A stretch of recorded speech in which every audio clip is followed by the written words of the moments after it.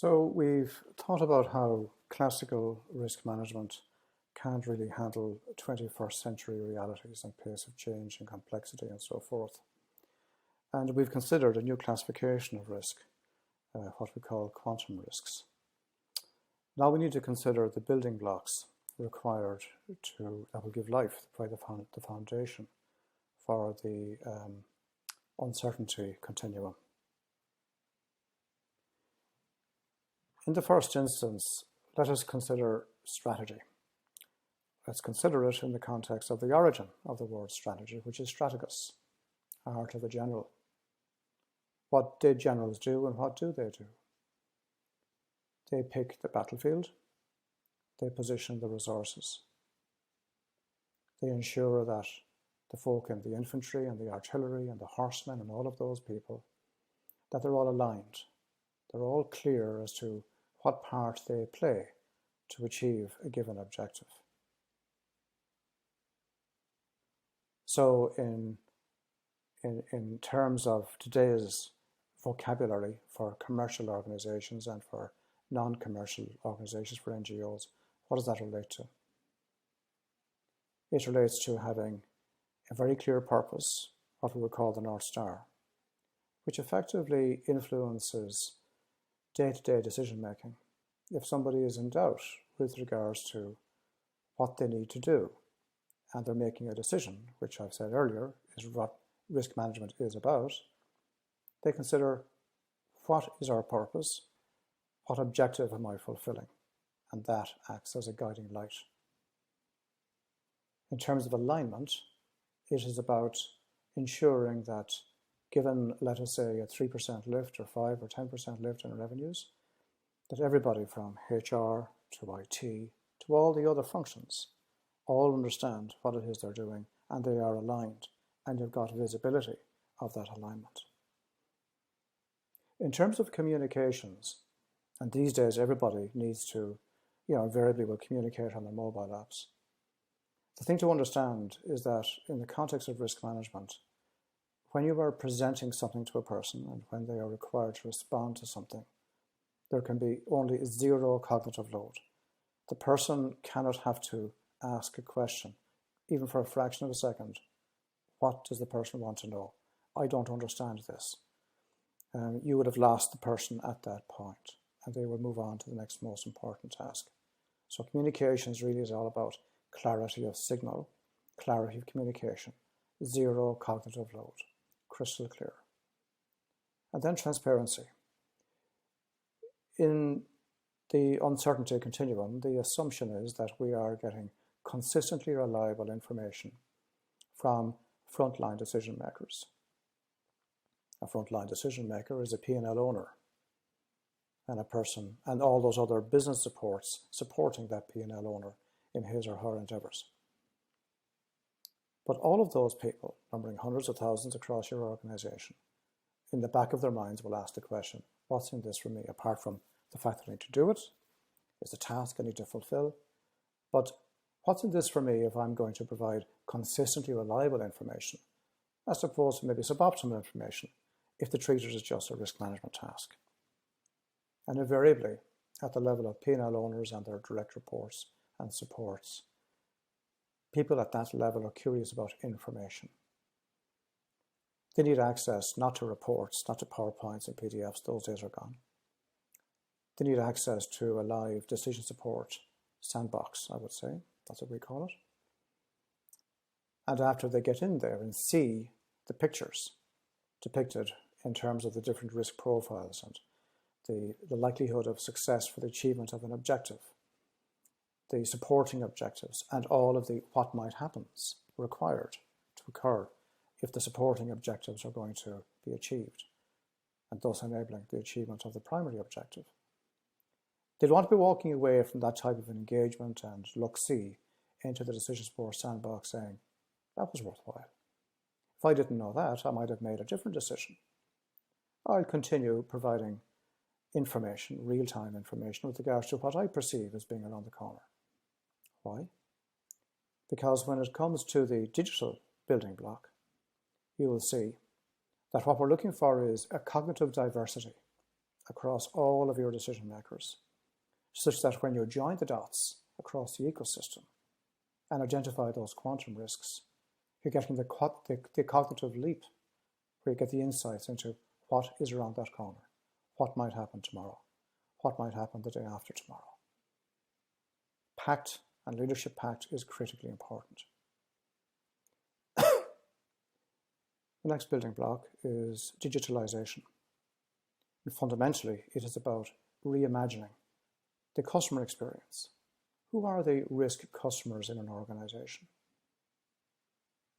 In fact, I would contend that they are the frontline decision makers. These are the people undertaking all of the non-financial activities required to drive out a superior financial performance. And when you are providing them with a resource and asking them to participate in this joined up thinking, this joined up decision making, it's got to be done in a way which is relevant to them, which is easy for them to do, which is speedy, and with a significant value at the end of it in terms of information that enhances their day, improves their day. Clearly, the second type of risk customer is leadership, be it operational or strategic. The third is risk management.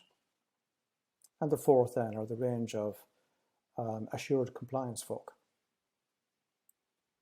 So those in the risk management function need to think of those stakeholders that they need to support such that we get joined up decision making across the organizations.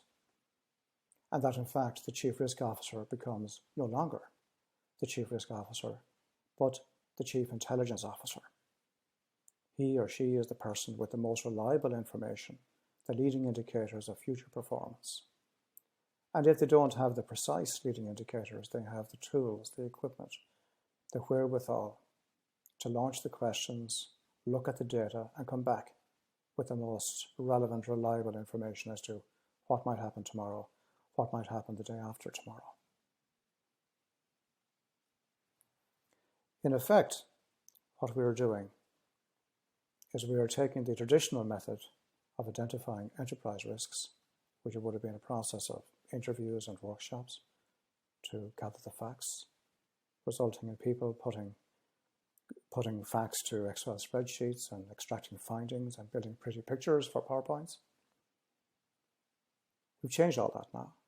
We're saying, instead of getting out to 20 or 30 people, let's get out to 200 or 300, 2 or 3,000, 100,000 people in a way that is easy for them to do, with quick turnaround, relevant information, relevant high-value information.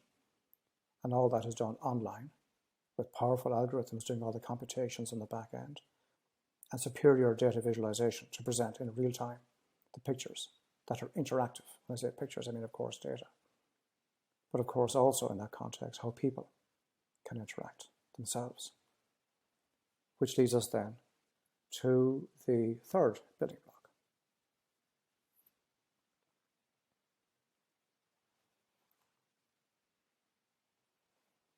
Which leads us then to the third building block, technology.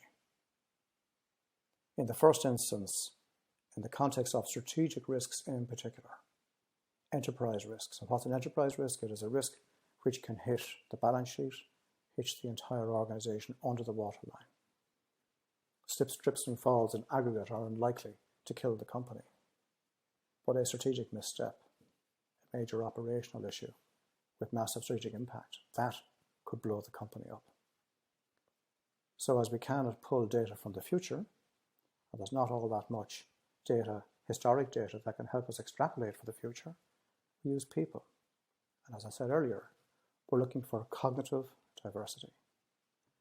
We're seeking to make the cognitive leaps, the insights, seeing those quantum risks as they move across the ecosystem. That's why we crowdsource.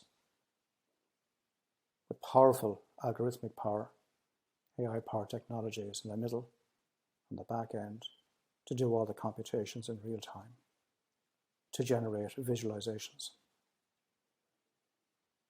And then at a certain point, you're going to find that there are particular signals coming from your frontline decision makers. You're going to need to integrate that with your static data sets. And if I use the analogy of the needle in the haystack, I'm looking for that needle in the haystack. Don't start with a haystack. Let's apply our intelligence.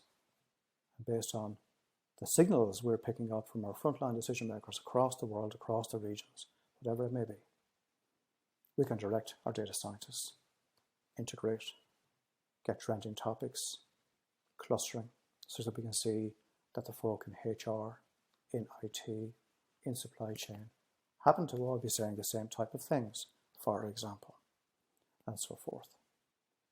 So to conclude, the building blocks for the uncertainty continuum starts with PACT, leadership PACT, purpose, alignment, communications, and transparency. What's in it for those frontline decision makers?